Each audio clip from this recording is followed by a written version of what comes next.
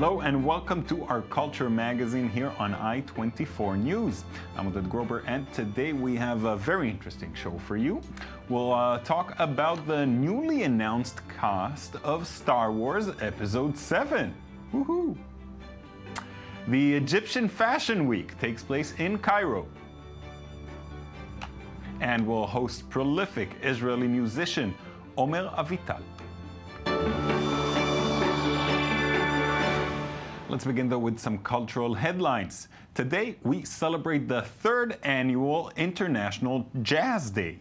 In 2011, UNESCO, the UN's educational, scientific, and cultural organization, proclaimed April 30th as International Jazz Day, intended to raise awareness to the virtues of jazz as an educational tool and a vehicle for peace, unity, and dialogue. This year, the celebrations have begun in Osaka, Japan, with a day-long series of jazz performances and educational programs organized by UNESCO and the Thelonian Monk Institute of Jazz.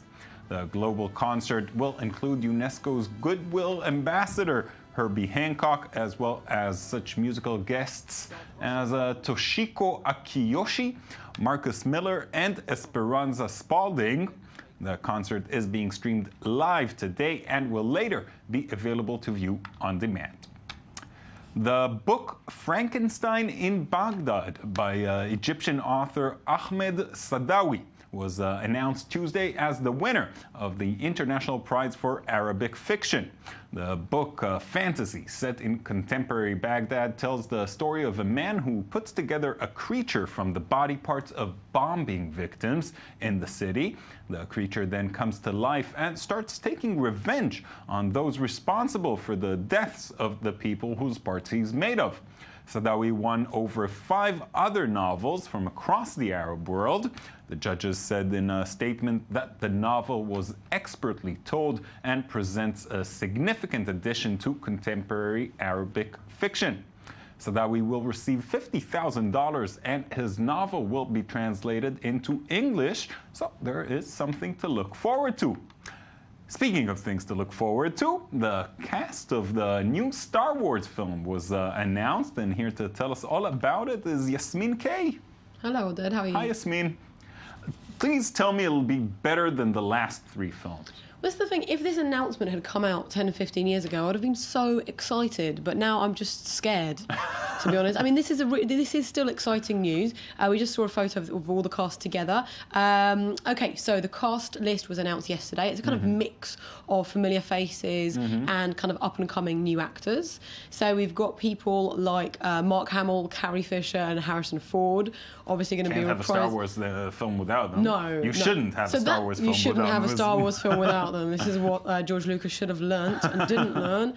And also, really excitingly, for me anyway, we've got some of the original actors coming back who played Chewie.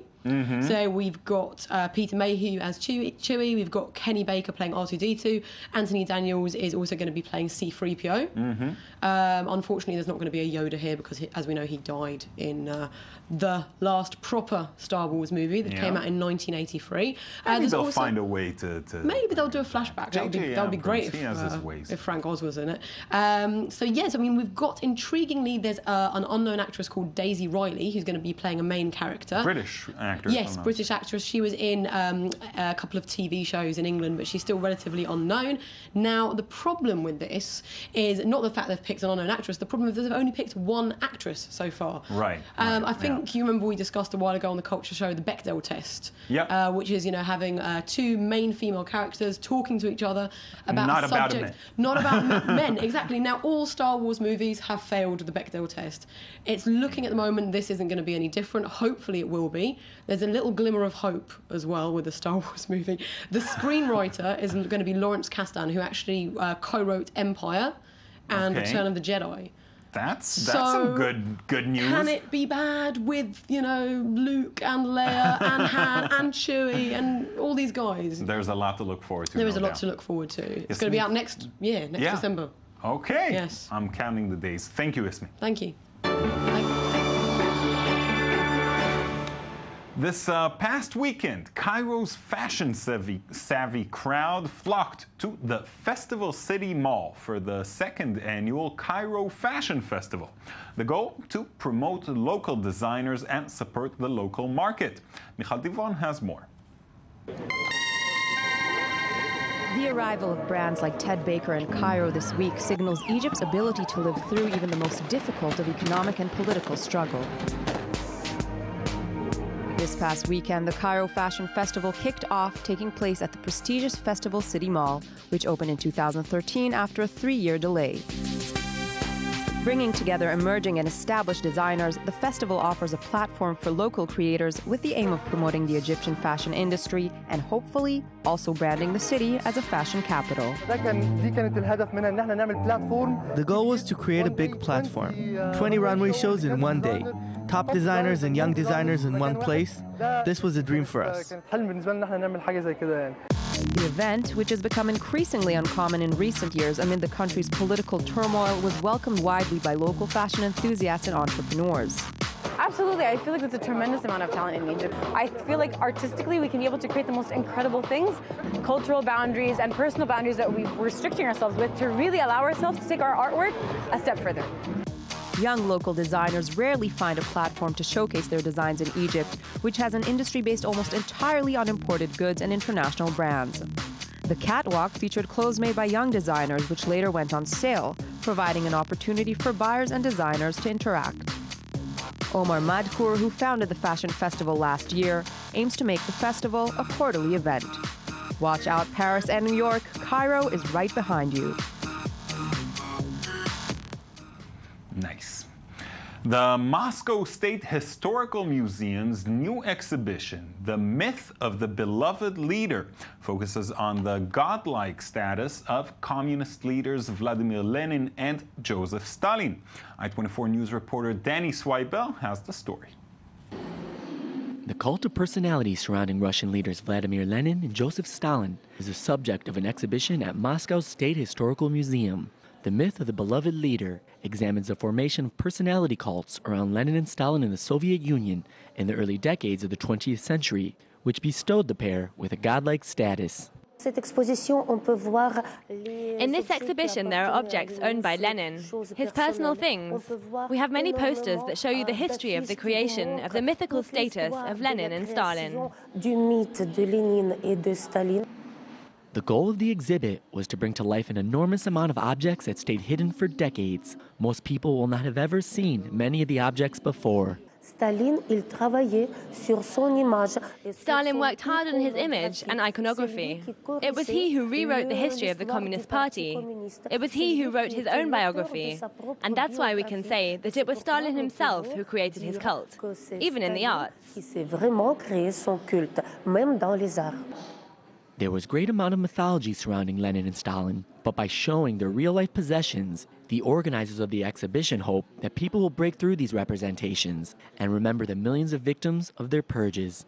This exhibition means history to me, or even more than history. It's my parents' story, my grandparents' story. These two figures are the embodiment of communism from the old USSR. It has been nothing less than fascinating for museum goers to rediscover the grandeur of the personalities behind it. In just a moment, we'll talk to musician Omen Evita about his new album and tour. But first, a few cultural highlights from around the world. Israel's International Digital Culture Festival is launched once again, drawing together artists, technologies, and digital culture researchers. For 4 days of programming at the Cologne Cinematheque, Print Screen brings forth a wide variety of films, contextual programming, interactive presentations, and masterclasses with international artists. Enjoy the Print Screen Festival from April 30th to May 5th. Suno's You, Before Our Eyes is a curatorial project comprised of several shows. The exhibition explores the artistic vocabularies of a group of artists identified by curator Abdallah Karoum as a Generation 00, a term referring initially to artists in Morocco.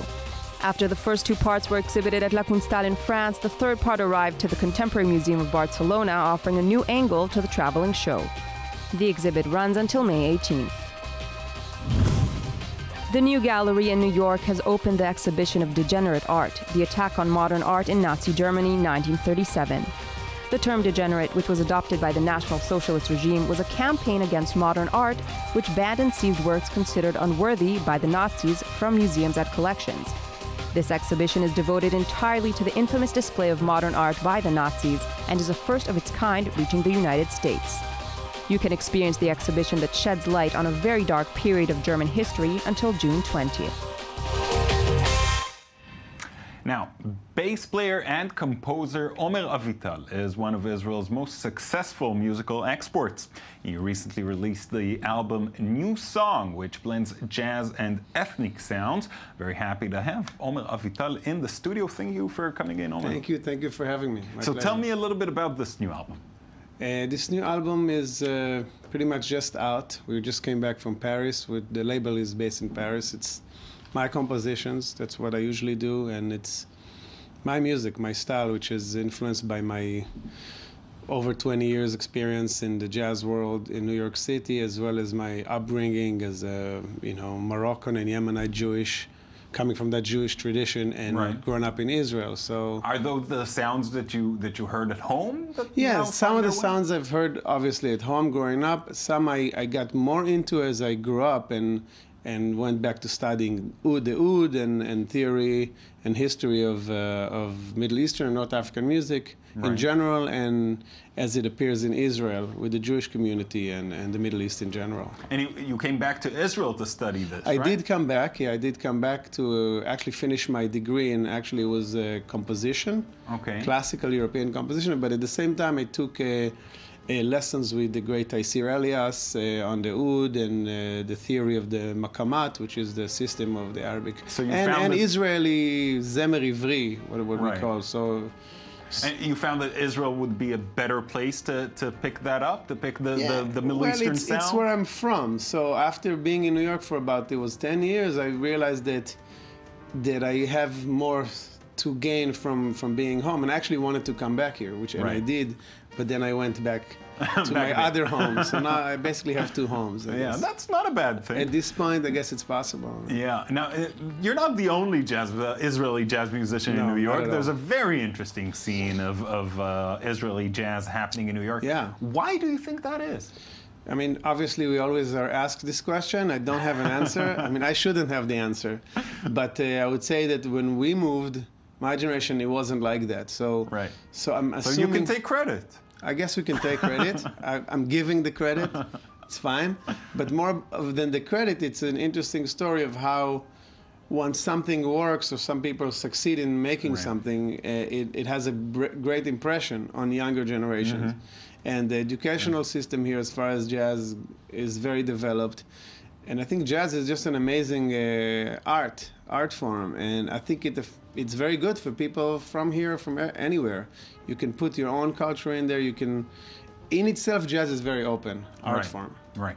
Now, you're performing in Israel nowadays. How is that, performing in your hometown? Israel, your homeland and hometown. It's very good. It's very interesting. Always there's an extra emotional thing added. Yeah. You know, you see your family, you see everybody you grew up with. There's a different type of echo inside me when I play here. So I'm very excited. Yeah. Usually. You have some songs, some of the titles of your works. A Song for Peace, New Middle East. Is there a message you're trying to convey here? I mean, I guess so, but it's more of my natural philosophy and the way I live my life that a lot of those paradoxes and contradictions to me seem pretty much natural. Right. Do you think music can be used as a bridge? I mean, musical is already a bridge, you know, because in history, you know, there is a lot of togetherness, more than what we experience in our on the news or as we go down the street. So I definitely promote it, you know.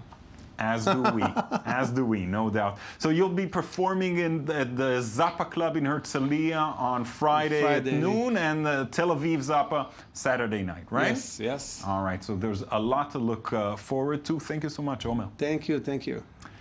And thank you for joining us as well. I hope you enjoyed watching our show today. We leave you with a live performance by Omen Evita of Song for Peace. Enjoy.